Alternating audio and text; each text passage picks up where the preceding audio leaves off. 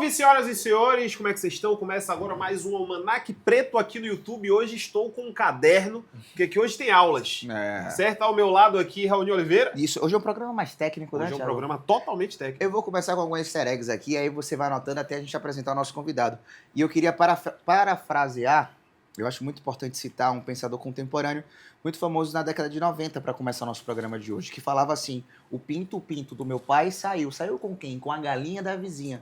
Eu já procurei de noite e já procurei noite e dia. É com essa frase que a gente segue o programa e daqui a pouquinho você vai entender porque Matheus está do meu lado. Pra sua alegria, meu grande amigo, vim aqui, ó, demonstrar o carinho e afeto dos homens aqui, dos amigos, ó. Fale pro seu amigo que você ama ele. Tem um livro chamado O Corpo Fala. A comunicação corporal de Raoni aqui, ó. Muito bom. Raoni aqui, é totalmente de incômodo. Bloqueado. Ela é cruzada para um lado Eu tô oposto. quase um tatu-bola, cara. Gente, mas é isso aí, ó. Destrave, amigo. Destrave, que é isso que você precisa fazer hoje nesse programa aqui, ó. Destravar a sua mente, porque vem muita coisa boa aí. Não é não, meu querido amigo Banho? É, exatamente. Exatamente, já se inscreve no canal, deixa o like, deixa o hype, principalmente o hype. Deixa o like, não, volta aqui, assim, ó. Mete o dedo do like. Mete o dedo no like, mete o dedo no hype, porque não dê o seu hype pra outra pessoa, dê seu hype pra gente. Exatamente. Certo? Que a gente tá precisando mais e eu quero que você apresente ele. Tá bom, hoje a gente vai ter um papo diferenciado aqui do Almanac, certo? Afinal, hoje a gente está inaugurando uma nova fase no Almanac, onde você que acompanha a gente também vai poder aprender, porque antes você só se divertia, agora você aprende e se diverte. Agora a gente está no estúdio Oficina de Pix. Exatamente. Já trouxemos aqui um especialista em música, que foi Exatamente. a Paty. E hoje nós trouxemos um especialista em saúde masculina. Exatamente. Doutor Roberto Rossi aqui com a gente. Boa tarde, doutor. Seja bem-vindo. Boa tarde, rapaziada, e boa tarde a todos vocês que estão aí. Você quer comer alguma coisa? Um pão delícia, uma rosquinha? Se tiver uma rosquinha, não rejeito, não. Vocês decidem qual é que vai ser. Seja bem-vindo, doutor. A gente está em novembro, Obrigado, Novembro Azul, né? Um novembro onde a gente fala muito sobre conscientização da saúde masculina. A gente sabe que muitos homens ainda têm esse tabu de ir no médico, esse tabu. E geralmente a gente brinca só em relação à parte da próstata, do exame e tal. Mas de forma mais geral, o homem se preocupa pouco com a saúde, né? Na verdade, não é só se preocupa pouco. Eu acho que existe pouca coisa na sociedade que é voltado para cuidar da saúde do homem. Verdade. Né? Você tem o Hospital da Mulher, você tem um monte de coisa da mulher e o homem nada, né? E uma das coisas que só para a gente fazer essa introdução aqui, que eu acho super interessante, é que quando a menina ela sai do pediatra, ela vai direto para o ginecologista. Verdade. O menino, quando ele sai do pediatra, ele não tem para onde ir. Verdade. E uma das coisas que eu tenho falado recentemente é justamente isso: torne o urologista o médico de referência de seu filho. Porque o menino só vai para o médico quando ele tem alguma coisa. Ah, ele está com uma dor de garganta, vai no otorrino. Ele está com infecção respiratória, vai no pneumologista. Mas ele não tem um médico como a menina. Verdade. Para poder cuidar da saúde desde cedo e ensinar ele como é a prevenção da saúde, que é a coisa mais importante que a gente pode oferecer. Pô, isso eu nunca parei pra pensar por esse prisma, mas isso faz todo sentido. Não é? Você sai com 12 anos, você não sabe pra onde vai. Não sabe. A minha primeira vez que eu fui no urologista foi quando eu achei que deu ruim. Então. Eu já iniciei minha vida sexual, isso foi bem depois. Eu tô falando na vida adulta, minha primeira vez no urologista. Eu já tinha mais de 18 anos. E aí eu vi uma manchinha ali no pinto. Falei assim, deu merda. E aí já na minha cabeça, na época não tinha nem chat GPT, ainda bem, porque se eu botasse... Né? E aí, beleza, eu fui, aí já fui no médico, já assim, torcendo. Aí o médico, eu lembro que o médico me fez várias perguntas. Você transa sem camisinha? E aí eu já fico assim, achando que eu já tô aí a PM falando comigo. E aí a gente fez uma série de exames e descobriu que, na verdade, eu tive alergia a um tipo de látex da camisinha. Olha aí. Ele recomendou qual era a camisinha. Na época eu não sabia, porque eu não tinha pegou a marca, eu pegava qualquer uma. Sim. Mas foi isso. Então, ou seja, eu só procurei o médico quando eu fiquei desesperado. E às vezes também, a depender, você tem um tabu de falar com os pais. E aí você conversa entre os amigos para ver se algum nunca falei com meu sabe e tal, porque até a relação, mesmo que você tenha um diálogo aberto com os seus pais, às vezes você fica com vergonha. Perfeito. E aí a mulher conversa mais com a mãe e tal, mas o homem, pra conversar com o pai, pô, pai, eu tô com isso aqui, você pode dar uma olhada, tem aquele bloqueio, aquela distância, que isso só vai piorando, né? E aí quando você vai ver, o cara já tá no estado mais avançado, e aí ele vai pro médico e muitas vezes já tá muito avançado pra fazer alguma coisa. De maneira geral, como é que você acha que dá pra mudar essa lógica de que homem não só procura médico quando tá à beira da morte já? E a beira da morte para o homem é tipo gripado. Rapaz, eu acho que o direcionamento da informação tem que ir para os pais. Os pais têm que entender que o menino ele precisa ter um médico de referência. Pode ser um ebiatra, que é aquele que cuida de adolescente. Uhum. É o médico que cuida de adolescente. A gente conhece poucos aqui, mas existem alguns. Mas que eles definam um profissional que seja responsável pela saúde do seu filho. Porque uma coisa, você teve aquele problema seu. Para você achar um médico, você deve ter perguntado para alguém, ligado para o convênio, ou feito qualquer coisa para você ter uma noção para onde é que você ia. Imagine se sua mãe soubesse, meu filho está com um problema aqui, eu vou ligar para o doutor, que a gente já sabe quem é, vai dar uma olhada nele e vai cuidar dele. Então, eu acho que a mensagem tem que ir para os pais. Eu sei, pais, não fiquem tristes, porque vocês não tiveram isso, eu também não tive isso. Mas eu acho que cada geração que muda, a gente tem que trazer uma coisa nova, principalmente quando se trata de saúde, né? É verdade. Com toda certeza, velho. Eu anotei um bocado, se vocês deixarem aqui, vai virar uma entrevista real. Você tá empolgado, segue lá. Você trocar ideia, porque, por exemplo, como você falou, esse lance da informação, sim. Pelo menos no meu imaginário, sim, me parece que o acesso à urologia é um negócio que está muito mais voltado para saúde particular. Você sabe dizer se o SUS tem iniciativas nesse aspecto? Claro que tem. Temos hospitais de referência para isso também? Todos os hospitais públicos aqui de Salvador que eu conheço, municipais ou estaduais, têm urologia, pô. Inclusive de Camaçari, que pega uma população bem grande, carente, ele tem urologista. Você tem as unidades, os postos de saúde, que também tem urologista pelo SUS. Né? Claro, se você precisar de um exame mais, digamos assim, mais complexo, você vai ter que esperar mais um pouco. Se você precisar de um resultado de uma biópsia de próstata, alguma coisa desse tipo, você vai ter que esperar mais um pouco. Para você conseguir tratar um cálculo renal é uma coisa um pouco mais complexa, porque a quantidade de gente que tem aqui na Bahia é gigantesca e nós temos poucos hospitais que tratam de cálculo, mas você tem sim uma rede de urologia bem distribuída aqui em Salvador, pelo menos. Tem um SICAM, né, que faz O SICAM é mais para a parte de câncer. Sim. Né? Então, quando o paciente já tem ou tem uma suspeita de câncer de próstata, de bexiga, de testículo ou de rim, aí ele vai para lá e lá a coisa é facilitada para ele fazer o diagnóstico.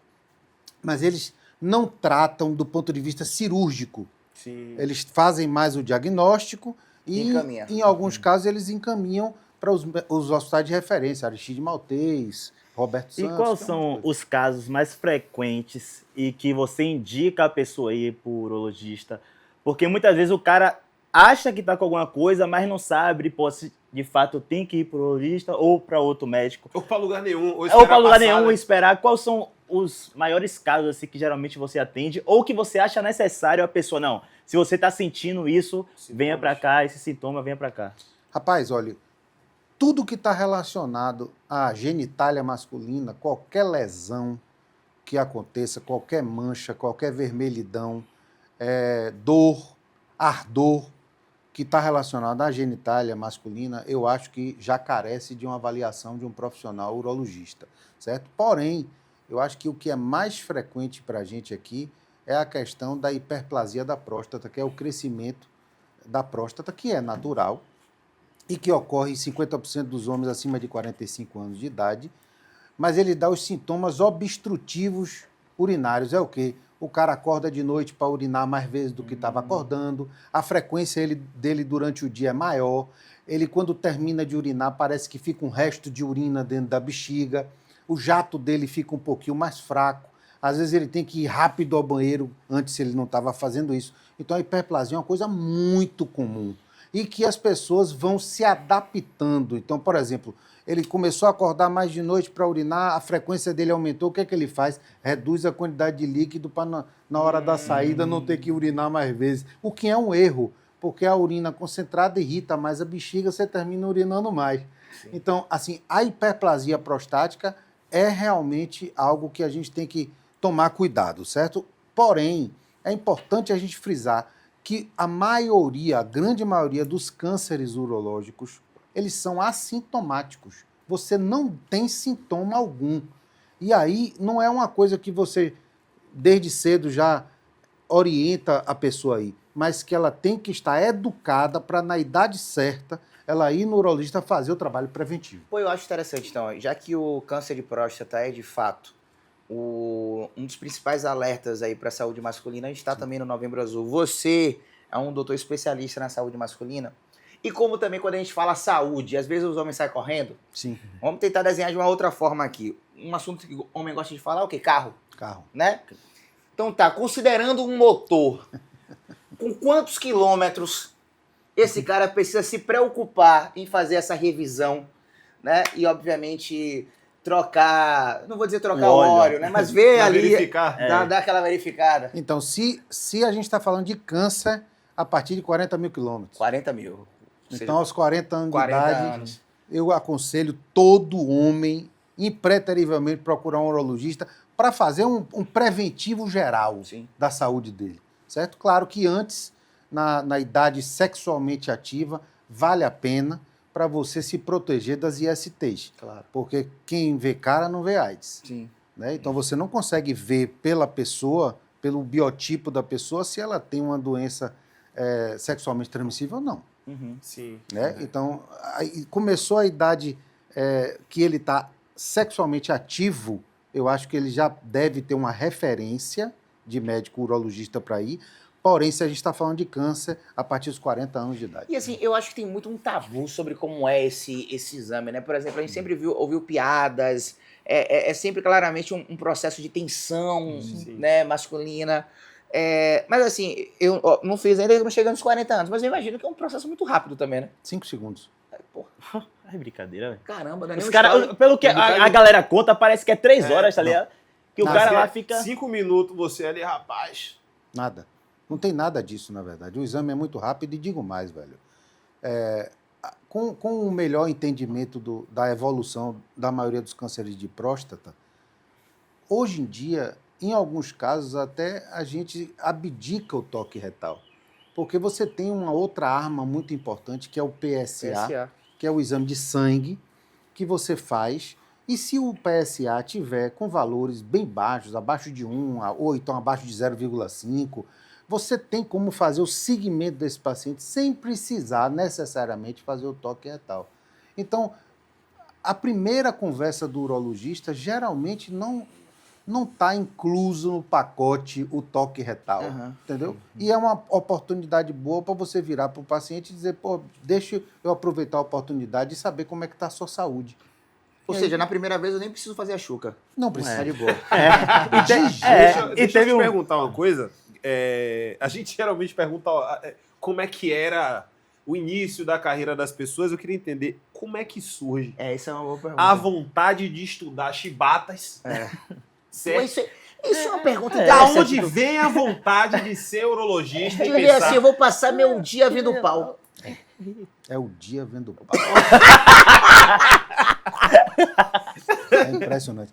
Rapaz, olha, no meu caso, eu tenho uma referência que supera qualquer coisa, que é meu pai. Sim. Meu pai é urologista. Então, desde cedo, rapaz, ele é apaixonado pelo que ele faz. Tem 77 anos de idade, ainda opera, atende no mesmo consultório que eu. Pô, que massa. Então, é um cara que eu acho que se ele parar de trabalhar, ele morre. Ele é viciado no que ele faz. E isso aí passa pro filho. Sim. Seu filho vê o pai apaixonado do jeito que é, pelo que ele faz, ele vai dizer, rapaz, no mínimo, isso aí deve ser realmente apaixonante, né? E foi assim que aconteceu comigo. No começo eu pensei até em ser cirurgião plástico. Mas depois que eu vi que mexe com tanta vaidade, e vaidade é uma coisa extremamente difícil de você manejar, eu falei, não é para mim não, porque eu sou um cara bem mais simples que isso, não vai dar certo. E aí mantive meu caminho aí para urologia. Quem será que deve vir mais pão? Um urologista ou uma garota de programa? Urologista. Quantas pessoas por dia você atende? Em média, eu estou atendendo 50 pacientes por semana. Por semana? Caralho, é pau pra porra. A média eu tirei isso anteontem, na verdade. 50 por semana. Agora, eu preciso dizer para vocês que eu tenho uma parcela muito grande de mulheres. Isso eu acho um ponto bom para se tocar. Grande. Tem gente que não sabe que o urologista é importante. Então, tudo que está relacionado, eu não estou tirando o papel da ginecologia, que é extremamente importante, valioso e prioritário para as mulheres. Não tem o que discutir. Mas tem muita coisa, por exemplo, a mulher tem rim, então ela pode ter câncer de rim. Quem cuida é o urologista. Ela tem bexiga, pode ter câncer de bexiga. Quem cuida é o urologista. Ela pode ter infecção urinária, o infectologista pode cuidar, a ginecologista pode cuidar, mas o urologista também pode cuidar. Né? Mulheres que têm prolapso, bexiga caída, incontinência urinária, tudo isso aí faz parte do rol de acompanhamento do urologista sem problema algum. E você percebe que, como você também atende muita mulher, tem essa visão da mulher obrigar o cara a ir? 50%. Porque eu vejo muito na internet que se tem algum vídeo seu, geralmente a mulher encaminha pro cara para conscientizar ele de ir pro médico, pro hospital. E aí você percebe isso no 100%. 50% dos meus pacientes vão para lá porque a mulher liga, agenda e informa. Olhe, 2h da tarde, você tem uma consulta com o Dr. Rossi ali. Aí os caras chegam no consultório, entra e fala, meu amigo, tudo bom, como é que estão as coisas? Ele falou assim, minha mulher mandou eu vir aqui. Eu já sei logo que foi a mulher. E é engraçado que isso, tipo assim, tem muito do homem que era a mãe que fazia isso. Sim.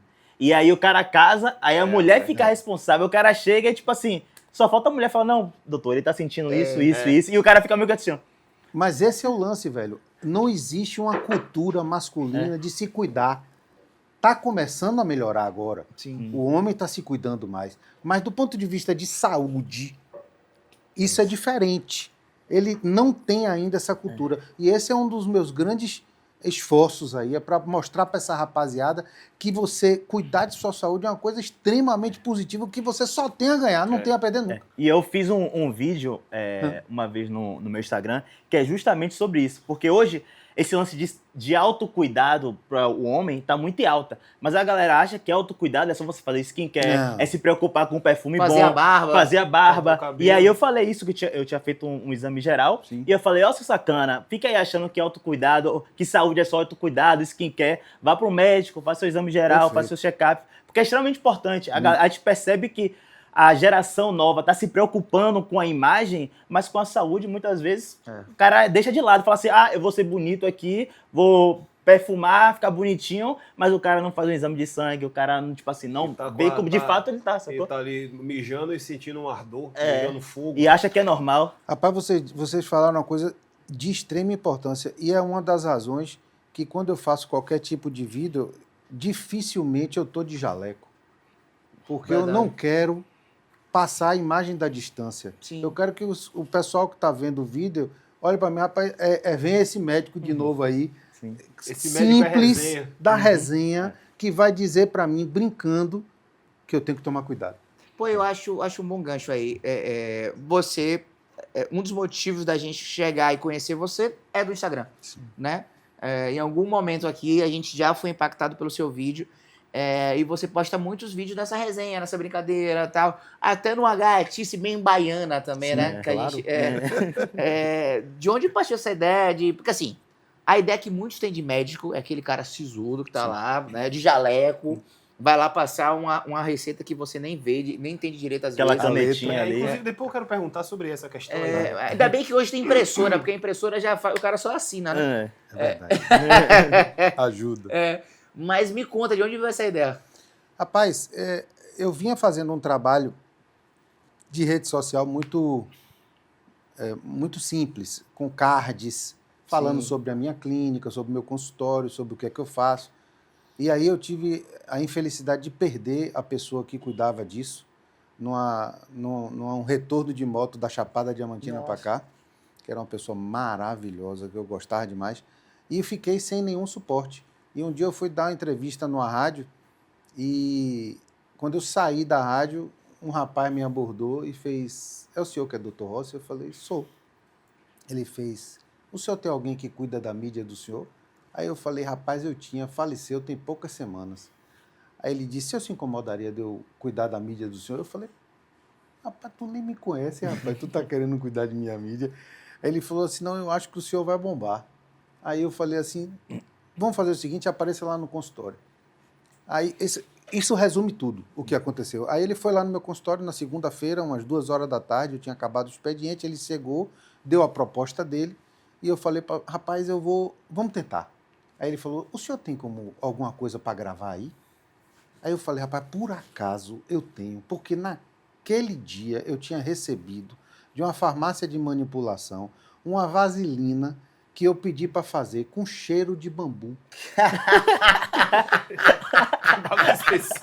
Porque eu quis desmistificar o lance da vaselina. Então, mas quando meus pais... Calma, eu não quero nem... eu vou dizer porque eu gosto do cheiro de bambu verde. Ah, tá bom. Entendeu? Aí ele falou assim, rapaz, gostei da ideia. Eu falei, se você quiser, pode puxar a câmera aí, que a gente grava aqui agora. Ele falou, não, mas o nome bambu não tá legal. Eu falei, não, pô, de bambu verde tá escrito aqui. E eu tenho esse frasquinho até hoje, né? Aí ele fez, não, tá faltando alguma coisa. Duro. Eu falei, gostei. Bambu verde duro. Aí eu imprimi um papelzinho escrito bambu verde duro, a vaselina do Dr. Rossi, e colei no frasquinho. E fiz o primeiro vídeo da gente, que hoje está em 5,5 milhões de visualizações, falando da vaselina de bambu verde duro. E aí eu entendi que eu tinha pego a frequência da rapaziada na linguagem. Sintonizou. Porque o pessoal precisava relaxar um pouquinho primeiro para a gente conseguir falar de saúde. Sim. Até porque tem a parada lá da síndrome do jaleco branco. Sim. Que eu já ouvi pressão dizer que tem alta. gente... É isso que eu ia falar agora, que a galera fica com a pressão alta e tal. Eu tenho.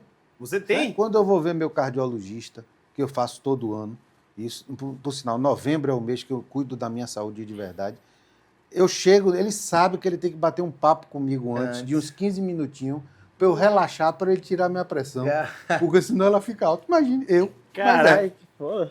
Caraca, o negócio você não controla. E não tem dica nenhuma para dar para a pessoa que passa por isso. É bater um papo. Antes de você deixar o médico fazer seu exame de pressão, as horas todas, bate papo com o médico, rapaz. Conversa com ele, pergunta como é que ele está. Velho, eu acho, tem que ter essa sintonia, tem que acontecer. E através dos vídeos, né, eu percebo que você, como você falou, né, tem essa maneira de gastar do jeito baiano mesmo, mas com a informação. E você tem essa onda da rosquinha, né? De onde é que veio a rosquinha? Isso foi um problema na minha vida. Porque, assim, rosquinha, quem cuida da rosquinha, propriamente dita, é o coloproctologista. É ele que faz o exame, é ele que cuida do intestino. Eu só uso a rosquinha para fazer o toque retal. Só que o povo achou de me chamar do médico da rosquinha. O Homer Simpson. E aí, meu amigo, sai de baixo. Eu não saio mais dessa. Olha, se vocês pegarem meu Instagram, eu convido qualquer um que tenha interesse. Pegue meu Instagram. Eu recebo, em média, 40 a 50 vídeos por dia das pessoas tomando café com rosquinha, almoçando com rosquinha, indo para algum lugar com É impressionante, velho. E eles mandam, Dr. Rossi, aqui, ó, tô comendo uma rosquinha aqui por causa do senhor e tal. Eu acho isso maravilhoso, entendeu? Agora, um outro assunto que eu acho que é importante falar também, doutor, é um dos grandes medos, né, masculinos é a hora em que seu instrumento para de funcionar. Sim. Né? O urologista também cuida disso, também passa nessa... Ele é o único que cuida disso, de verdade. Ou seja, como é de fato esses homens que chegam até você, né? Porque assim, talvez seja um dos maiores medos, né, do homem, né? Quando para de funcionar, ou tem o processo da ejaculação precoce. Então, eu imagino que isso aí é um grande tabu e um grande medo dos homens. Qual dos dois é mais frequente? Hoje em dia? Sim. Ejaculação precoce. Ejaculação precoce. A cabeça da galera tá destruída. Eu não queria interromper, mas se quiser, tem umas rosquinhas aqui. É o almanaque preto, é a rosquinha, meu que equivale a nossa coisa. É dessa que eu gosto. Tô no lugar certo. Então, olha só, velho, o que é que eu digo assim pra você? Vamos separar um pouquinho as coisas, que é muito interessante isso. Porque a gente, às vezes, confunde disfunção erétil, que é a incapacidade de você manter uma ereção corretamente a ponto de você poder fazer a penetração, ter o coito, e libido, desejo sexual. Então, uma coisa não tem nada a ver com a outra, apesar de que, indiretamente, elas se relacionam. Então, quanto mais tesão você tem, maior vai ser sua ereção. Claro. Sim. Se você está diante de uma pessoa, de uma parceria que você não tem tesão, dificilmente você vai ter uma ereção daquelas de 15 anos de idade, certo? A libido tem a ver com a testosterona do homem. A função erétil tem a ver com os problemas metabólicos da vida dele, de idade, de vasculares. Então, tudo isso pode levar a uma disfunção erétil, ou seja, você não tem uma ereção adequada. A testosterona também, com o tempo, você tem a andropausa masculina, sim, onde seu testículo para de produzir ou reduz a produção de testosterona e sua libido vai caindo um pouquinho. Então, separando essas duas coisas aí, o que eu acho que é interessante a gente falar é que existem duas coisas que eu observo no dia a dia do paciente com disfunção erétil que chegam ao consultório e que me marcam bastante. Primeiro é quando a esposa decide parar. E isso acontece com muito mais frequência do que a gente imagina. Para as mulheres, parar de ter relação é uma coisa tranquila. Sim. Ela para por causa do neto, por causa do filho que está morando em casa, por causa dos problemas que ela tem, por causa de algumas doenças. É importante a gente dizer isso. Mas o cara, ele pode estar na cama, avessezado, e ele quer de qualquer jeito fazer alguma coisa. Verdade. Então, esse é o primeiro... mas velho, é impressionante isso. Depois, se der a oportunidade, eu conto uma história para você fantástica. Bom, essa é a primeira coisa. A segunda coisa que eu vejo hoje é o seguinte: rapaz, o homem precisa cuidar da saúde, mas precisa cuidar da cabeça também. Tá muito barra pesada. A coisa tá tão barra pesada, gente, que eu convidei um psicólogo para estar no meu consultório de urologia, que é uma coisa dificílima de você ver, porque eu não tenho a formação nem a capacidade de estar ajudando psicologicamente essas pessoas. Aí você falou de ejaculação precoce, sim, certo? Botando o terceiro tema na jogada. Ejaculação precoce é psicológica. Ponto final. Não tem doença que leva à ejaculação precoce. Tem a ansiedade, que é a principal causa da ejaculação precoce. Então, o cara que tem ejaculação precoce, ele tem um transtorno de ansiedade, no mínimo. Ele pode ter outras coisas psicológicas. Então, você precisa mostrar... E vem outro problema. Você tem que mostrar para o cara que ele precisa conversar com alguém, com um psicólogo, um psiquiatra, um psicoterapeuta. E a resistência do homem fazer isso é gigantesca. Tanto é que uma das coisas que o psicólogo que está lá, que é uma grande figura, virou para mim e disse: Rossi, eu sei da dificuldade e a gente vai fazer o seguinte: a primeira consulta dos seus pacientes é de graça. Sim. Porque eu preciso que eles conectem comigo para eles se sentirem seguros a voltarem para mim. E eu poder ajudar. Que foda, entendeu, velho? Faz todo sentido. Então, essas três coisas aí a gente tem que prestar muita atenção, porque tem muito da mente do cara que não tá legal. E hoje em dia, você até mencionou essa questão, esses três fatores aí, a gente tem acompanhado um processo bem bizarro de um uso indiscriminado. Eu ia falar exatamente isso. Era exatamente isso que você ia falar, né?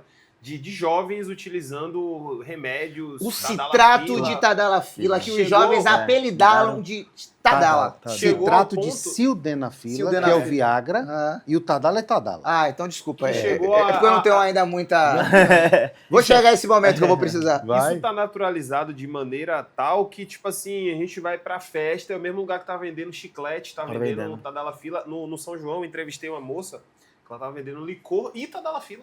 E ela me falou que estava vendendo mais remédio do que licor.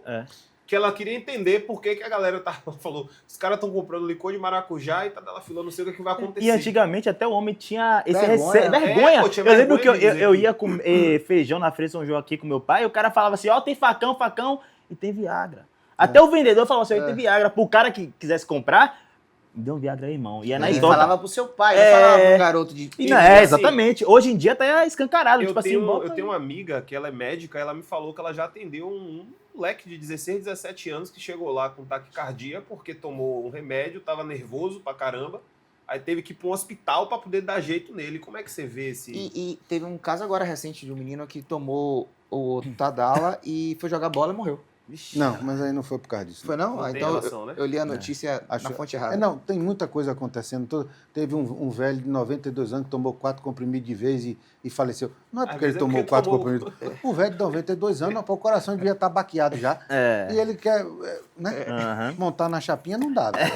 Segura a peteca um pouquinho, né? Saiba o seu limite. Mas assim, é muito interessante. E a pergunta que eu faço para vocês é a seguinte: por que é que vocês acham que o homem passou a ter que usar a tadalafila com tanta frequência? Cabeça, eu acho. A cabeça é a consequência. Porque o que vocês acham que... Eu entrevistando vocês, mas o que vocês acham que causou isso? Eu acho que eu também tenho uma opinião. A influência de várias coisas. Eu acho que hoje em música... a galera tá falando muito mais, tá botando um bagulho como fosse natural, assim, tome, eu tomei e sou foda, sacou? Eu acho que isso tudo aí é um reflexo das ações do cara, tá ligado? Os caras estão usando tanto que tá virando cultura pop. Isso, sabe? Eu acho. Na minha concepção, tem a ver com impressionar outros homens de que consegue entregar X performance. E que às vezes o cara nem sabe, pode estar só mentindo. Ou a pornografia também. E impressionar mulheres porque o cara foi sexualmente educado através da pornografia, da brasileirinha, tá ligado? Você quase chegou lá, para a minha opinião. Sim. Na minha opinião, o que aconteceu foi o seguinte: as mulheres se emanciparam de um jeito muito forte, o que eu acho fantástico, certo? Mas elas passaram a exigir do homem. E elas esqueceram, eu dizia para os meus alunos o seguinte: as mulheres, elas estão numa espaçonave lá em cima, com todo o conforto, porque elas merecem, porque elas são responsáveis pela continuidade da humanidade, certo? E os homens estão lá embaixo. E eu digo para as meninas da sala: não desça a nave. O seu lugar é lá em cima, o nosso lugar é cá embaixo. É cortar madeira, fazer fogo, a zorra toda. Lá em cima, você cuida da humanidade, da perpetuação da humanidade. Mas elas resolveram descer. Então a mulher hoje tem muito... As atitudes das mulheres são muito mais independentes do que eram no passado. O homem não está emocionalmente preparado para isso, gente. Pense em uma coisa. Chega uma mulher resolvida, vira para você e olha... Deixa eu dizer uma coisa. Eu quero transar com você agora. Doutor, eu falando por mim, eu passei um pouquinho dessa barreira, então eu ia falar assim, vamos agora. Porque assim, já passou... Assim, você acha que é a maioria? Não, mas eu concordo que não. Só para fortalecer mais esse argumento, eu tenho uma... Mas faz todo sentido. Eu tenho uma amiga que ela teve... Isso tem muito tempo, deve ter uns 6 anos, eu acho. Ela teve um relacionamento com um cara, e aí o relacionamento não deu certo, tal, já estava em crise há alguns anos. Sim. Né? Ela abdicou de algumas coisas na vida dela por conta desse cara. E aí terminou, de uma forma bem bizarra. E aí, quando ela ficou solteira, ela foi para os aplicativos de relacionamento e tal, foi pro Tinder, enfim. Só que ela, como estava muito desesperada, querendo dar uma marretada em alguém... Trocar o óleo. Exatamente. O que ela fazia? Chegava pros caras e ia diretão. Oxe. Tudo bem, mora em tal lugar, mora sozinha, trabalha com não sei o que, quer vir aqui em casa hoje? E aí? Ninguém ia, pô. Tô dizendo. E aí ela falava comigo, velho, o que tá acontecendo? Ninguém quer ir. Eu falei, vem cá, como é que você tá abordando os caras? Claro, velho. Eu tô falando isso e isso. Eu falei, pô, fulano. Não vai. Eu lhe conheço. Se você me fizesse essa proposta aí, sim, eu não ia porque eu achava que você ia querer me dar uma facada. Exatamente. E eu trabalho muito também entrevistando o pessoal nas ruas, né? E sobretudo em festa. É uma crítica da mulherada. Fala assim, tá que faltando os caras não chegam. Não, não que falta, que a galera não chega. E que fique claro que isso não é uma crítica às mulheres, não. Esse é um problema. Esse é um problema. É nosso. Os homens, eu acabei de dizer, os homens não estão preparados. Agora vem a pior parte. Essa é a parte ruim. O homem não pode mais se aproximar do jeito que se aproximava da mulher.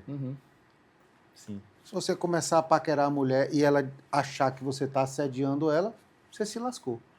Então, olhe o problema que nós temos na nossa frente. As mulheres exigindo que os homens ajam de forma mais... que o desempenho deles seja melhor, porque elas estão cobrando isso diretamente dele. Por outro lado, o homem está tendo um pouco mais de receio de se aproximar como se aproximava, porque agora tudo é assédio. Então, rapaz, a cabeça do cara vai entrar em parafuso. E se você não pegar e orientar isso na adolescência dessa rapaziada, já era. Um exemplo prático. Chegou um menino de 19 anos de idade, gigante lá no meu consultório, dizendo, doutor Rossi, eu não consigo mais ter ereção. Quantos anos? 19. Nossa. Aí eu falei, impossível. É só testosterona e decisões erradas. Se eu, que sou homem, assoprar, o pinto sobe. Então tem alguma coisa errada. E aí eu fui conversando com ele, resumindo a história, eu descobri que ele tinha iniciado uma relação com uma menina um pouquinho mais velha que ele, mas que já tinha tido diversos relacionamentos, mais do que ele, e ele considerava ela intimidadora. Por ela ser tão descolada. Sim. E isso bloqueou o cara, velho. E ele parou de ter ereção. Aí me perguntam, mas doutor, será que a cabeça da gente... Não, a cabeça do homem pode fazer. Porque a cabeça do homem é fraca emocionalmente. Eu tenho um relato, doutor. Aí eu vou ter que contar um relato. Olha aí. Porque é o seguinte, a minha primeira brochada na vida... Olha aí. Foi uma situação parecida com essa. Revelação. Esse menino tinha 19 anos, eu tinha, sei lá, 15 ou 16. Então eu tava ali no ápice. Sim. Né? Não que ele não estivesse, né? Se tocasse em mim, irmão, pegava fogo. E aí eu lembro que eu perdi minha virgindade com 15, 16 anos, com uma menina lá da escola. A gente transou e tal, e aí ela marcou de novo pra ir lá em casa. Só que quando ela marcou pra ir lá em casa, tipo assim, quando ela foi na primeira vez que ela tirou a minha virgindade, era um rolê do seguinte. É importante ter essa humildade, né? Claro. Era o seguinte, eu estudava num colégio, que o colégio era durante o dia aula normal, durante a tarde eram as provas. Certo. Eu estudava no Barbalho, e essa mina, ela morava do outro lado. Eu não vou falar o bairro aqui, porque eu entrego um pouco. Não. Mas enfim, ela morava muito distante. Então, tipo assim, não dava pra ela ir em casa, almoçar e voltar. Sim. Eu tô falando de uma cidade que não tinha metrô na época, né? Sim. Ainda mais o Barbalho, o metrô pouco importava muito pro Barbalho. Então, tipo assim, ela falou, porra, posso ir pra sua casa? Aí eu falei, beleza, qualquer coisa a gente faz um miojo, tá ligado? Porque, porra, eu nem imaginava, porra, sabe? Aí, enfim, nesse dia rolou tal. Massa. Passou o primeiro trimestre, veio o segundo trimestre de prova de novo. Ela, eu posso ir de novo? Pode. E aí ela foi lá em casa, essa mina foi lá em casa, em tese, passou 3 meses, eu não transei mais com ninguém, porque também, né, a vida de um menino adolescente que só pensava em jogar bola também.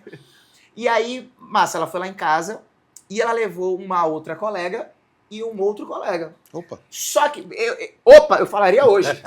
No dia eu falei, beleza, não, vai todo mundo almoçar. Não, vai todo mundo almoçar. Não, eu falei, porra, a gente faz uma comida aqui e tal, massa. Sim, de boa. Aí, massa, em algum momento vai todo mundo pro quarto, mas ainda de boa. Eu não tinha ainda maldado nada, doutor. Eu tô sendo sincero aqui, eu achava que a gente ia ficar na gastação, tal, no máximo ia brincar, todo mundo se beijar no máximo, mas tipo assim, nada demais. Beleza. Eu percebo que as coisas começam a esquentar na minha cama, né? Aí, qual é o contexto da história? Eu era o mais novo e o garoto era o mais velho. O garoto era um repetente da escola, que acho que já era de maior, já era maior de idade. E, sei lá, já tinha 18 anos, 19 anos. E, tipo assim, o garoto já pegava geral na escola, pegava uma rapaziada. Então, tipo assim, ele era experiente. Eu tava na minha segunda caminhada. Ele era experiente. Nossa, até aí, né? Aí eu percebo que as coisas começam a virar ali, de fato, um rolê. Então, ou seja, a minha segunda vez já foi um envolvimento de casal, assim, sem eu saber. Melhor sem eu estar preparado pra isso. Preparado, melhor. Massa. Os casais meio que se separam na cama e a coisa começa. Eu tava tão tímido, mas tão tímido, que eu não conseguia olhar porque tava acontecendo no casal ao lado. Eu lembro que eu tava fazendo sexo de Big Brother, que era no edredom, assim, ó. Eu tava me escondendo, que eu tava com vergonha, e o casal aqui. Eu vou botar um pseudônimo da pessoa de Murilo, o nome desse cara. E aí, tipo assim, a mina que tava transando com o Murilo, ela também tava numa performance, ela gritava. Eita, Murilo! E aquilo ali começou a entrar na minha cabeça, porque a minha tava quietinha. Oh, meu Deus. Eu falei, a minha tá quietinha, Murilo, Já irmão. Bagaçando. Murilo tá... E aí eu comecei a ficar ansioso, e o Murilo só aqui, ó. Mano. Só não bate-estaca. Eu aqui, o meu edredomzinho aqui, o Nheque, olhando na visão periférica o que tava acontecendo aqui, sem olhar. E é tipo assim, a mina, teve uma hora que a mina pegou no meu braço, assim, né? Acho que tá querendo convidar, mas eu falei, foda-se. Eu não tô vendo nada, Jesus, já comecei no Pai Nosso aqui e tal, pá. Aí ela, Murilo pegou, Murilo abriu meu guarda-roupa, meteu a mulher dentro do guarda-roupa. Eita, e aí, pá, e era tapa, e era porra. Esse Murilo é retado. O pau quebrando lá com o Murilo e eu não conseguia ver. Eu comecei a entrar em ansiedade, nervoso. Aí eu falei, não sei, tipo assim, eu tava com medo, eu tava com tanto medo, que meu medo era, se eu virasse ela de posição, eu não ia conseguir encaixar de novo, tá ligado? Sim. Eu tava nervoso, desesperado, assim. E aí, Murilo, aí teve uma hora que ela falou assim, ó, come meu cu, Murilo. Tem que botar um... Meu Deus. Come minha rosquinha. Pra não perder a monetização. Velho, quando ela falou isso, aí foi pro caralho. Aí eu falei assim, certeza. Porra, Murilo realmente aí venceu. E aí a porra começou já a ir pro caralho. Aí a mulher fala uma frase que eu nunca vou esquecer. Ela fala assim, tá perdendo a potência, né? Aí já era. Tá entrando o safety car aí. Entra o safety car. Quando ela falou, tá perdendo a potência, irmão, eu falei, velho. Aí eu falei, nega. Aí, assim, eu também era muito consciente, assim, já na época. Eu falei, ainda tentei, né, fazer um negocinho ali embaixo e tal. Mas também, gente, zero experiência também. Nem devo ter feito um negócio bom também. Devo ter só babado a porra. Aí, minha segunda transa já foi essa porra, né? E assim, eu já comecei a ficar desesperado. Falei, manhã vai ver, vai ouvir. Porque a menina gritava tanto que o prédio inteiro com certeza ouviu. Porra. Aí eu já pensando assim, caralho, que porra que aconteceu aqui. Brochei. Aí, assim, eu entrego a minha brochada completamente a Murilo. Murilo é responsável. Sabe o que é o mais engraçado? Agora eu tava no Tardezinha, esse dia eu tava no Tardezinha, e eu vi a menina que gritava Murilo. Foi mesmo, velho? Aí eu falei até pra minha mulher, eu falei assim, lembra da história que eu te contei? Ela era a mulher que gritava Murilo. Caralho, velho. Caramba, velho. Mas é a pressão psicológica. Que aí você tá vendo aí que aconteceu com você e que acontece normalmente hoje em dia, principalmente nos jovens. Então, qual é a minha realidade hoje? Hoje eu tenho jovens de 16 anos de idade, que se eles não tiverem o comprimido Tadalafila no bolso, não existe a possibilidade. Eu tenho um amigo que ele só anda com isso aí. Pô. Exatamente. Isso é a dependência psicológica, porque esses medicamentos não fazem dependência química. Isso é muito importante. Tem essa ideia de que em algum momento o cara vai ficar viciado. Nada disso, entendeu, velho? É psicológico. É o desempenho atrelado ao remédio e realmente existe uma diferença brutal. Entrega mais performance. Entrega muito mais performance. Inclusive, qual é a diferença? Eu soube que tem um que prolonga e outro que aumenta. É isso ou tem alguma diferença? Não, é assim. O básico hoje é a sildenafila e a tadalafila, certo? Que é o Tadala. Beleza. Tem o Eleva, que aí é o denafila. Você tem a vardenafila também, que você usa em formulação, mas não está tão disponível no mercado. Mas esses dois são os principais. Qual é a característica que a gente vê mais assim as pessoas falando? A sildenafila, ela tem uma ereção mais forte por menos tempo. A ação dela é de mais ou menos 4 horas a 6 horas. O menos tempo é esse? Não, a ação do remédio. Sim. 4 horas de faz filhinha aí. Faz filhinha, né? Caralho. Mas a Tadalafila, ela tem uma ação de 18 horas, certo? E se você usar, isso a Tadalafila é de 5 miligramas. Se você usar de 20 miligramas... A galera Tadala de 20. Tadala de 20, ela pode chegar até a 36 horas de atuação. Então, eu digo sempre para meus pacientes, é o comprimido do final de semana. Na sexta-feira, você toma a sua Tadala de 20, domingo você ainda está com o efeito dela. Agora, tem algum efeito colateral que pode vir a ter? Então, isso você não consegue definir para a população em geral. Existem grupos de pacientes que têm efeitos colaterais para cada medicação. E não dá para você dizer, você vai ter isso, você vai ter aquilo. Mas a maioria que eu vejo é o seguinte, dor de cabeça, dor lombar e dor muscular. A dor lombar é clássica. De o cara não conseguir levantar da cama. Caraca. Geralmente com Tadalafila. A dor muscular, Tadalafila. Dor de cabeça, sildenafila. Mas tem Tadalafila. Hoje mesmo teve um paciente lá que ele começou a tomar de 5 miligramas e ele virou para mim e falou, pô, Tosse, o senhor não tem outro remédio não, rapaz? Porque esse remédio está me dando uma dor de cabeça arretada. A coisa é tão séria que quando ele não se dá bem com a outra medicação, que é a sildenafila, eu oriento realmente ele fazer o uso de 500 miligramas de Novalgina antes de tomar o remédio, para poder ele se proteger da dor de cabeça. Sim. Entendeu? Mas quando de fato você indica para o paciente usar esse tipo de medicação, porque a galera hoje está usando justamente porque viu o amigo usando, vou usar também. Mas quando é que você indica o paciente usar? Perfeito. Então, quando o cara chega lá no consultório dizendo que não está funcionando direito, né, a primeira coisa que eu falo não é prescrever medicação. Primeiro é eu tentar entender se existe alguma questão no relacionamento, que eu acho que é um ponto muito importante para a gente bater aqui, é se ele está sendo estimulado corretamente. O homem, ele foi educado para ele iniciar a atividade. Sim. A maioria, sim. Pode não ser tanto quanto era antes, hoje, mas a maioria, sim. É o homem que procura, é o homem que vai atrás e tudo mais. Só que o homem também gosta de ser estimulado. Ele se sente valorizado quando ele é estimulado. E isso, às vezes, cai na rotina do cara fazer sempre. E quando ele precisa para ter um estímulo maior, a rotina já passou por cima. Sim. Aí a mulher acha que não precisa fazer nada para estimular o cara. Então esse é o primeiro ponto. Como é que está essa relação? A relação está legal ou não está? Segundo, o que é que está acontecendo na vida do cara? O cara está passando por um momento de estresse psicológico, financeiro, o que quer que seja, que é um problema em muita gente hoje com a situação. Isso não interfere na ereção dele? 100%, meu amigo. Não interfere na mulher. A mulher não precisa ter nada mecânico para ter uma relação, pô. O cara precisa levantar o pinto. A mulher não precisa fazer isso. Ela precisa se excitar, ela precisa querer que a coisa aconteça, mas não precisa ter uma ereção. Bom, então essas são as duas primeiras coisas. Então a primeira coisa que eu ajo com o paciente é o seguinte: bicho, eu vou receitar uma coisa para você que você vai em qualquer farmácia agora e compra.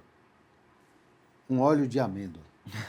Aí o cara fala, porra, eu tô vindo pro urologista aqui e ele tá querendo que eu melhore minha relação.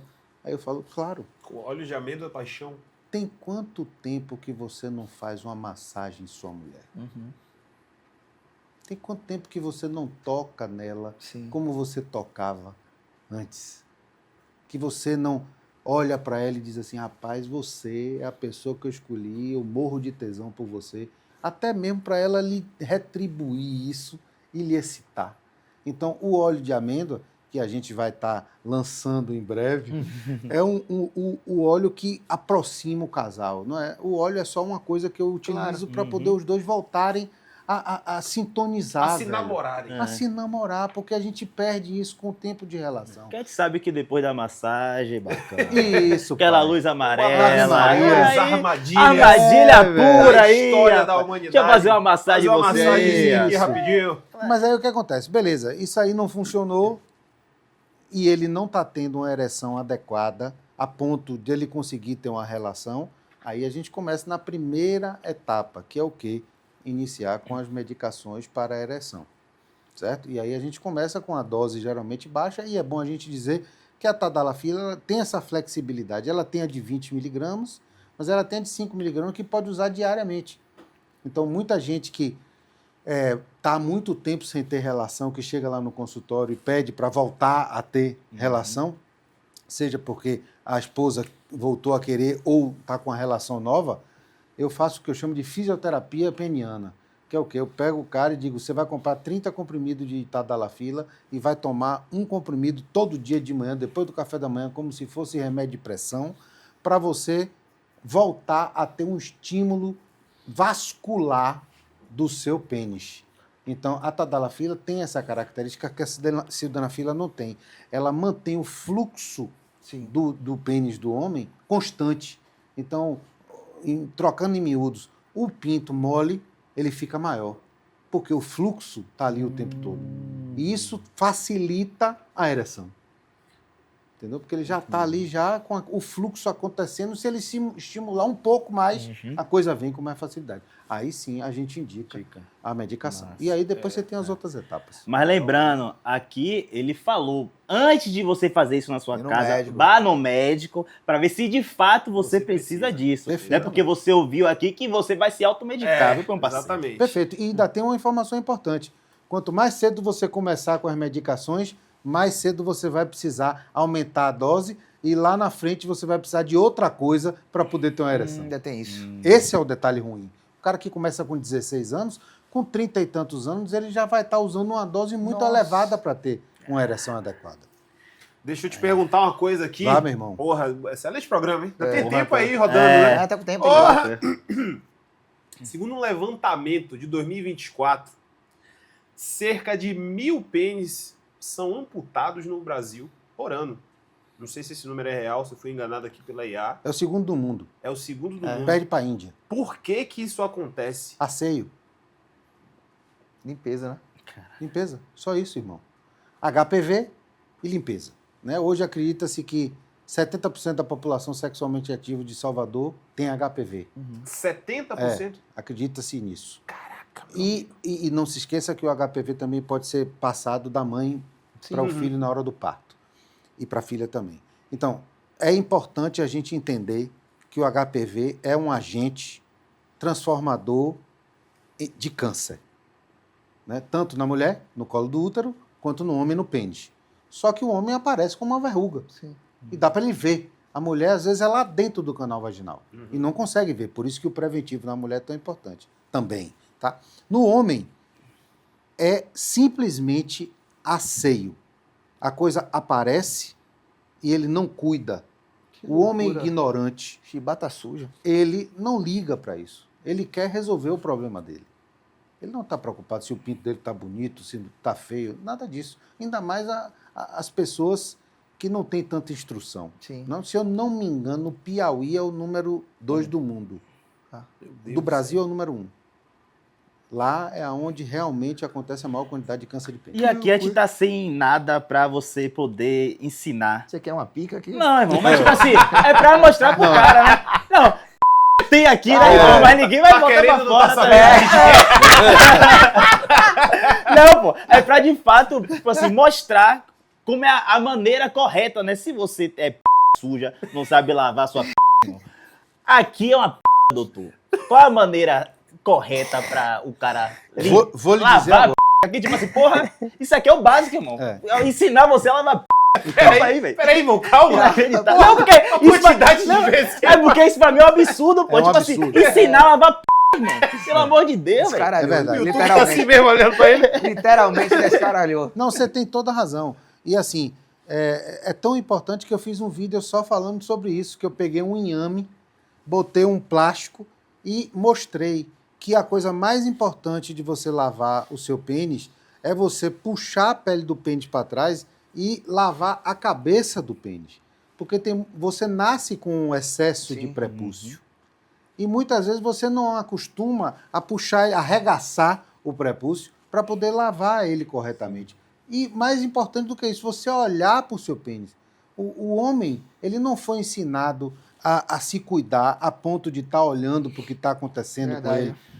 Quantos homens você conhece que palpam o testículo, o seu próprio testículo, para ver se tem uma massa dentro, um tumor, alguma coisa? Pouquíssimos. Verdade. Então, os jovens que estão indo lá no consultório agora, eu estou ensinando a eles a pegarem o testículo, sentirem como é a forma normal, a textura normal, a elasticidade normal, porque no dia que eles perceberam alguma coisa de errado, eles já vão dizer, rapaz, eu vou lá em Dr. Rossi, que ele já me mostrou que esse negócio tem que estar assim, nessa textura, e agora está diferente. Pô, entendeu, velho? Muito foda. É um negócio retado. Então, para lavar o pinto, é isso aí. Outra coisa que eu sempre digo, tanto para mulheres quanto para homens, evitem esses sabonetes que são antibacterianos absurdos. Evitem isso, vocês estão destruindo a flora natural de vocês. Peguem um sabonete neutro para usar. Se você não tiver nada, o melhor que tem é o de coco. Que a gente tem em casa, velho, sabe? Você vai estar fazendo um asseio perfeito. O sabonete glicerinado é muito legal. O velho febo. O velho febo. Então, é só você cuidar de você, rapaz. Não tem estresse com isso. Quando eu era moleque, eu lembro que a gente teve uma fatalidade lá onde eu morava, de um vizinho que ele provavelmente teve um câncer de próstata, alguma coisa um pouco mais grave. E aí se espalhou na época um boato de que ele tinha morrido por conta da fimose. E a fimose estourou e tal, e aí ele morreu. Enfim, ele pode ter tido câncer de pênis, pode ter tido uma coisa... Provavelmente ele teve uma coisa muito mais grave do que isso. Sim.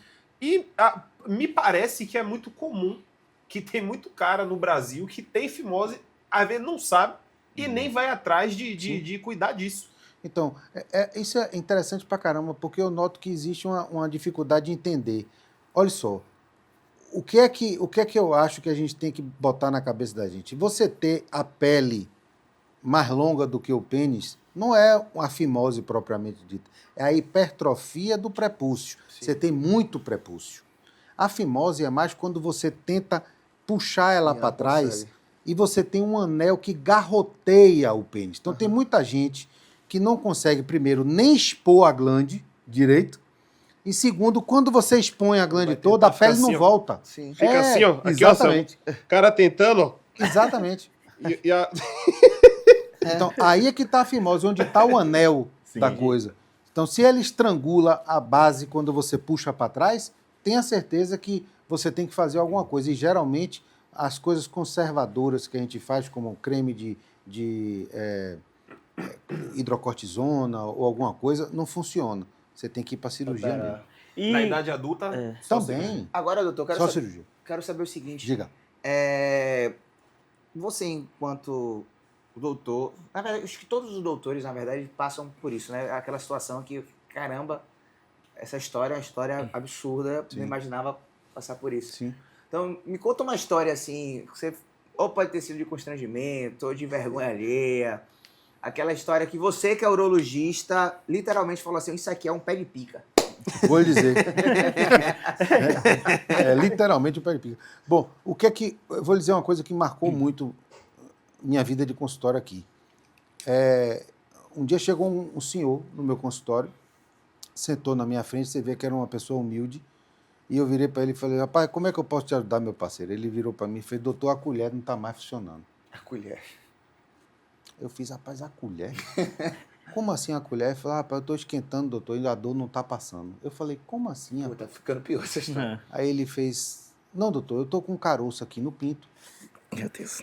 E a única coisa que faz passar a dor é a colher quente. Eu falei, peraí, velho. Meu Deus. Nossa, deixa eu ver isso aí. Rapaz, quando esse homem abaixou a calça, ele tinha um tumor que já tinha tomado toda a cabeça do pênis dele. Nossa. E a única forma que ele tinha de melhorar a dor era ele esquentando a colher no fogo e cauterizando.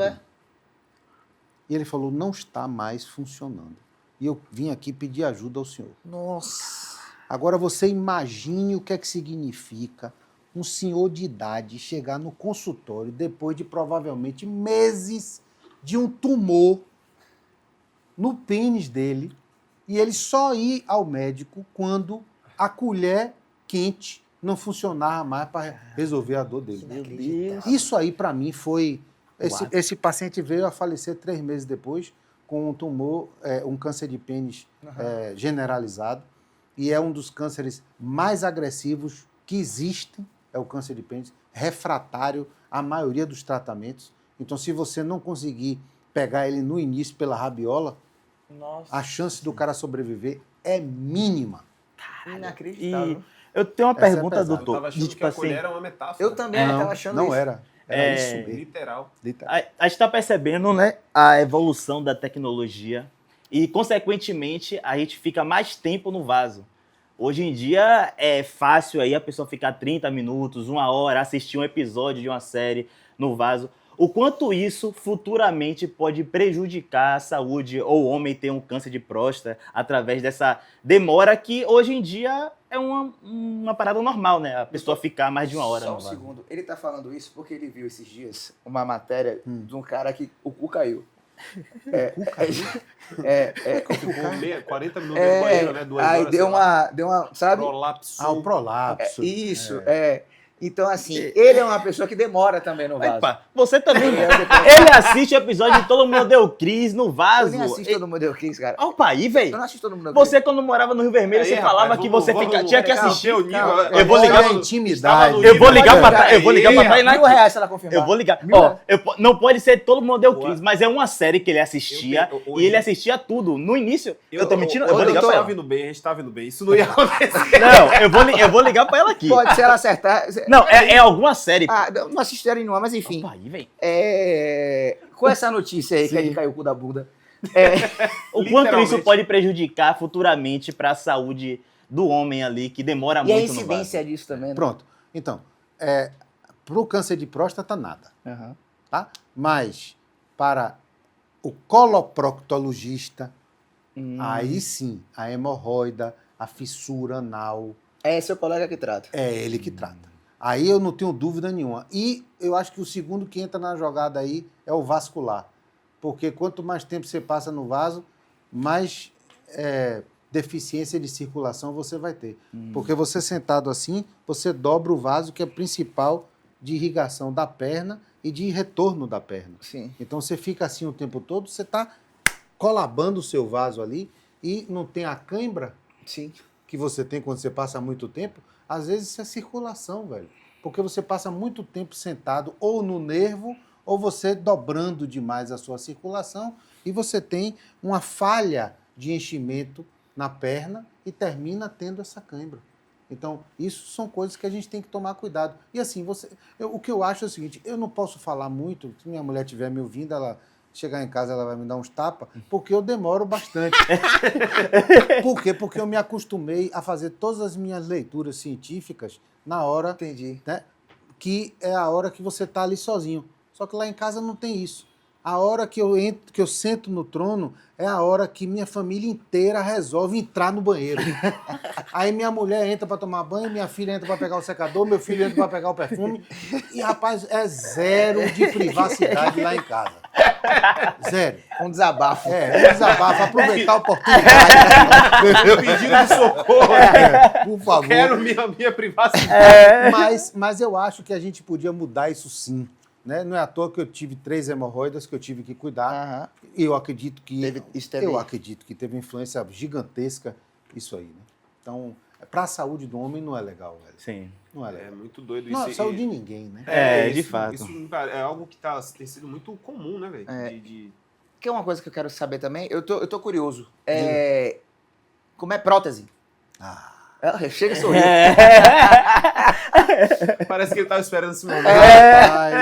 Esse rolê de usar prótese. Aí o que eu queria saber? Eu sei que tem tipos de próteses diferentes, obviamente. 2. Mas qual é o motivo, né? O que é que leva um homem a de fato usar prótese? Quando é que chega a situação de falar assim, realmente não vai funcionar, a partir de agora aqui a gente vai ter que aplicar uma prótese? Tá. Então você tem algumas etapas para você chegar na prótese. A primeira é a medicação. A gente falou da medicação. A segunda é a combinação das medicações. Então você pode pegar uma tadalafila e juntar com a sildenafila. Sim. Aumentar a dose. Coquetel da... Você pode. Tem gente que precisa, que só consegue assim. A medicação não deu jeito, você pode ir para bomba a vácuo. Aquela das revistinhas antigas, que tinha aquele negócio de se apertar. Sim. Então hoje você já tem bomba a vácuo com USB, carrega no USB, controle de pressão. Você for lá no consultório, tem uma que eu mostro para meus pacientes todos. Se der choque alguma coisa aí, doutor? Dói não? E nem dá choque. Maluco carregando com um carregador pirata. Explode a zorra. Descarregando rapidinho. Então, mas eu entendo também que a bomba de ereção não é uma coisa muito prática, que você tem que levar ela para onde você for, você tem que ter um gel, você tem que ter um anel de silicone, porque depois que puxa o sangue todo e você tem uma ereção, você tem que garrotear a base do pênis. Sim. E aí você tem 1 hora, 50 minutos, 1 hora para você ter relação, certo? Tirou. É doloroso isso? Se você passar desse tempo, fica doloroso. Sim. Mas até lá não tem problema nenhum. Mas tem gente que não consegue lidar com isso. Claro. Botar o pênis lá dentro. O cara indo pra uma festa com isso na mochila. Pois é, não dá, entendeu? Essa é a primeira coisa. Bom, passou da bomba a vácuo, você vai para injeção intracavernosa. É o quê? São substâncias vasodilatadoras que abrem o vaso para o sangue entrar e quando ele enche o corpo cavernoso, ele bloqueia a veia de saída e você tem a ereção. Certo? É assim que acontece a ereção normalmente. Você enche o corpo cavernoso e quando ele enche, ele comprime as veias e impede que o sangue saia. Sim. Só sai depois que você tem uma descarga de adrenalina na hora do orgasmo, que aí acontece. Bom, essas injeções você dá dentro do pênis. Nossa. É injeção intracavernosa. E é a pessoa mesmo que dá? A pessoa mesmo que dá. Ela pode pedir para alguém dar também, claro. Mas é ela que dá. Certo? Aí você tem que estabelecer a dose que o paciente precisa, você tem basicamente 4 doses básicas, que é de 10 microgramas até 40 microgramas, mas pode colocar algumas medicações no bolo e isso funciona. Qual é o problema disso a longo prazo? Isso dá fibrose dentro do pênis. E aí vai uma cicatrização ruim. Aí seu pênis fica meio endurecido sem ter ereção. Certo? Então, com o passar do tempo, isso é ruim. Por exemplo, você aplica em quanto tempo ele começa já? Rapidinho. É? No máximo 10, 15 minutos, até antes, às vezes, você já tem uma ereção e a ereção é fortíssima. Sim. Fortíssima mesmo. Tão forte que se você aplicar uma dose acima do que você tem necessidade, você pode ter um piaprismo, que é aquela coisa do seu pinto ficar duro e não baixar mais. Caralho. Aí você tem que ir para emergência imediatamente. Passou de 1 hora e meia, você tem que ir porque você só tem 6 horas para salvar ele. Caramba. Então você tem que botar 2 agulhas normalmente na lateral do pinto, tentar puxar o sangue todo para esvaziar o pinto. Caralho. Caralho, senão aí você entra com outros procedimentos. Então vamos lá. Tá. E tem não é injeção, é instilação uretral, que é a mesma medicação, mais ou menos, mas você tem um biquinho que você bota dentro do canal que sai o xixi. Aí meu Deus, velho. Eu não consigo achar uma boa até agora. Porra. Pois então. Caraca. Só de falar me dá melhor, agonia, velho. Se tivesse que escolher aí, era o USB, irmão. Eu tô querendo ficar... Comprava o cabo original da Apple. Apple. Eu acho. Mas agora eu vou surpreender vocês, porque é isso que o brasileiro tem uma coisa saudosista que é terrível. Ele sempre acha que ele vai conseguir fazer que o pênis dele funcione como era 10 anos atrás. Né? Isso o europeu e o americano já desopilou. Tipo assim, para que é que eu vou precisar gastar rios de dinheiro comprando remédio, injeção, se eu posso botar uma prótese peniana e começar a curtir a partir de agora pro resto de minha vida sem nunca falhar? Sim, faz sentido. Mas você vai ficar com a madeira... Depende da prótese. Sim. Se você pegar uma prótese maleável, ela fica o tempo todo dura, você só faz dobrar pra guardar. Caralho. Pô, mas aí você numa praia, velho. Você de sunga no Porto da Barra. E é o que eu digo pra todo mundo. A prótese maleável é a prótese do tiozão de pinto pequeno, que gosta de ir pra praia. Entendi. Porque ele veste a sunga, tá lá o negócio lá, a menina fala, rapaz, ou o menino, tanto faz, rapaz, se mole é assim. Imagine. Você não quer só ele botar pra frente. É só botar pra frente, mais do que aquilo não vai, entendeu? Então, isso, quando é a prótese maleável, isso acontece. Quando é a prótese inflável, não. Ninguém vê. Sim. Você só tem um terceiro ovo, que eu chamo, que é a bombinha. Caralho, que fica no aqui meio assim? do ovo. Caralho. Aí você bombeia umas 12 vezes, a depender do tamanho do pinto. Mas fica pra sempre a bombinha? A bombinha tá lá dentro, ninguém vê nada. O cara só assim, ó. Você tem a bombinha aqui, você pega ela... Dentro. Dentro. Nada fora. Sim. Você não vê nada, você não vê nem o corte. Entendi. E aí você bombeia umas 12 vezes e levanta. Porra, isso é foda. Isso é foda. O cara que tem um ovo só vai ficar normal. Por exemplo, no meu caso, só tem um ovo. Você ia ficar de maravilha. Perfeito. Só tem um ovo. Ele só tem um ovo. Não, então, quando o amigo é monobol. Quando em algum momento eu precisar, eu já sei o que eu vou... Claro, porra, isso é a melhor opção. E digo mais. Porra. A coisa é tão eficiente que eu não coloco prótese em ninguém sem chamar a parceria. Faz todo Porque sentido. a parceria não tem noção do que vem por aí. São 24 horas pro resto da vida de ereção, a hora que o cara quiser. Pô, é só... Não tem pra onde correr, bicho. Então, em vez de você ficar resistindo, achando que seu pinto vai melhorar, não vai melhorar, nunca melhora. Resolva a sua vida e curta esse tempo todo. Vamos dizer que você leve 5, 6 anos para poder chegar até a injeção do pênis. Certo? Esses 5, 6 anos com prótese, você já tinha feito tudo o que você queria, meu irmão, com a prótese, entendeu? Mas eu entendo. Muda prazer, essas coisas ou não? Nada, não tem nenhuma alteração, velho. Às vezes você tem uma perda de sensibilidade por um período de tempo depois da cirurgia, mas depois ela retorna. Sim. Claro, é um procedimento cirúrgico. Dá medo. Claro. Eu entendo. Você só tem um pinto.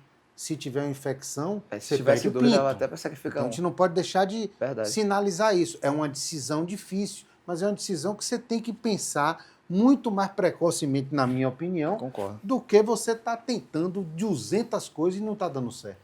Foi inacreditável. Caralho. Legal, né, velho? A parte da bomba... Isso achei, não, essa da bomba é foda. Não, se um dia precisar, eu troco isso por injeção com tranquilidade. Também, porra. E outra, você que vai dar injeção, irmão. A probabilidade de dar alguma merda. Você olhando assim pra cara pegando a peça tem assim. medo. Não, eu nem tenho medo de injeção, mas, porra, nesse caso... Não, a injeção na pica, porra, deve ser maior onda. Deus, ele com o nome. Porra, deve ser maior onda, velho. Doutor, uma outra dúvida aqui. Diga. Você que é o especialista em pau.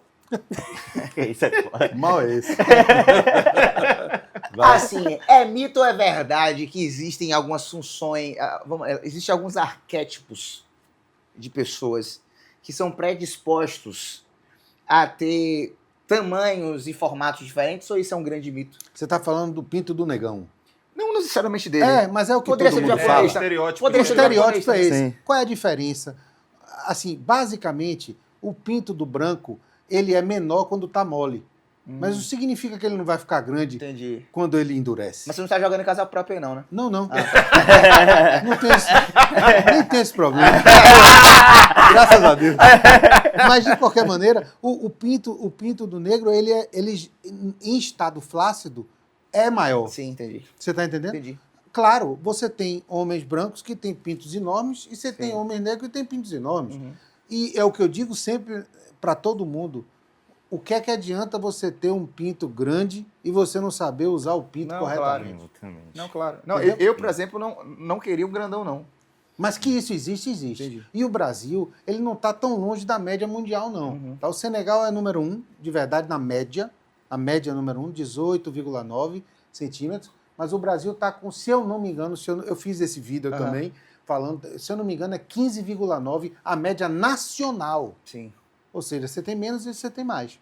Sim. Então, a questão é como você trabalha a coisa. A única coisa que eu digo pro pessoal é o seguinte: é difícil quando você tem um pinto fino. Aí é difícil. Que tem harmonização hoje em dia, né? E aí chegou. Tem harmonização de Tem tudo. porra. Chegou. Tem Inclusive tem uma médica que ela faz harmonização e ela posta o resultado no Instagram. Oxente, O que é proibido. É. Mas se ela posta, é problema dela. De qualquer maneira, existe a harmonização, você consegue engrossar a circunferência do pinto, consegue. Caramba. Inclusive, nos Estados Unidos, tem uma placazinha de silicone que você coloca debaixo da pele e ele já fica grosso para sempre. O que não acontece na harmonização. Na harmonização, você injeta ácido hialurônico, que as meninas usam para engrossar o lábio, mas depois é reabsorvido. Aí tem que ficar Aí injetando. você tem que ficar injetando, entendeu? E aí tem um risco de infecção e tudo mais. Que Então, loucura. sempre procure um profissional qualificado para poder fazer Teve isso. algum país aí que tinha um cara que estava fazendo esse tipo de procedimento no carro. No carro? E silicone? E aí ele foi preso, tá ligado?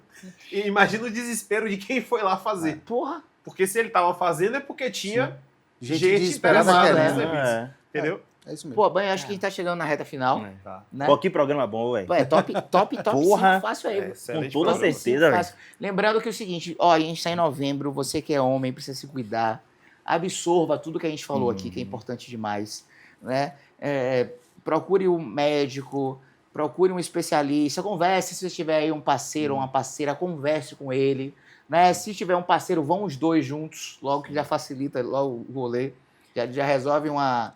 Inclusive, uma dúvida, mas é mesmo, fazendo um recorte agora em relação a homens LGBT e homens héteros, na minha concepção, eu imagino que o homem LGBT tende a se cuidar mais, ou é coisa da minha cabeça? Eu não consigo ver essa diferença. Não consegue, né? Hoje em dia, não. Entendi. Há pouco tempo atrás, eu até poderia dizer que sim. Mas o hétero, velho, ele tem se cuidado muito, velho. Ele tem se cuidado demais. Eu acho que tá me mudando, surpreendendo, né? O fato dele procurar o urologista para ir cuidar de sua saúde, para mim já é um indicativo importantíssimo que ele está querendo se cuidar. Entendeu? Mas ainda falta muito para os dois, eu acho. E principalmente em relação à mulher, porque, por exemplo, Sim. eu era apresentador de televisão. E era muito normal eu falar de mutirão de saúde. Sim. Muito, muito, muito. E aí era engraçado que a gente anunciava o mutirão na véspera e no dia seguinte a gente ia cobrir. Velho, chegava ao vivo, o mutirão só tinha mulher. É a cultura. De graça pra todo mundo, vários serviços vai, e só não, tinha mulher. É impressionante. E também, você falou, né, para o cara ter essa conscientização de ir pro médico. E você que é pai também, troque essa ideia com seu filho. Mãe também, né? Mãe também. Porque, tipo, eu falo pai porque, querendo ou não, pro homem, falar sobre algo relacionado a isso pra mulher é mais difícil. Então você que é pai aí, troque ideia com o seu filho, comece a mudar esse pensamento seu também, porque é uma parada que eu falo, tipo assim, eu tenho uma relação muito foda com meu pai, mas eu não tive muitas conversas sobre isso com ele, entendeu? Então, tipo assim, quando eu tiver um filho, já vou ter outra visão. Então você aí, que é pai, jovem, ou pai que já é velho também e quer, a partir desse vídeo, mudar seu pensamento e trocar ideia, que é fundamental, como o doutor falou. E eu acho que iniciativa como a sua... Tem um outro médico também que faz conteúdo sobre sexualidade e tal. O Cores. Ele é fantástico. Adoro ele. É excelente. Eu acho que impacta muito essa forma como a gente lida com a própria saúde, sim. Esse comportamento masculino e tal. Eu acho que é um trabalho excelente, principalmente porque você trata... Por exemplo, a gente falou aqui de uma forma completamente leve. Sim, verdade. Tecnicamente, eu adorei, velho. Acho que nem houveram tantos termos assim, né? Técnicos. Não, que aquele... não pode. Que a pessoa ouve e fica assim, pô, que diabo é isso que esse cara tá falando?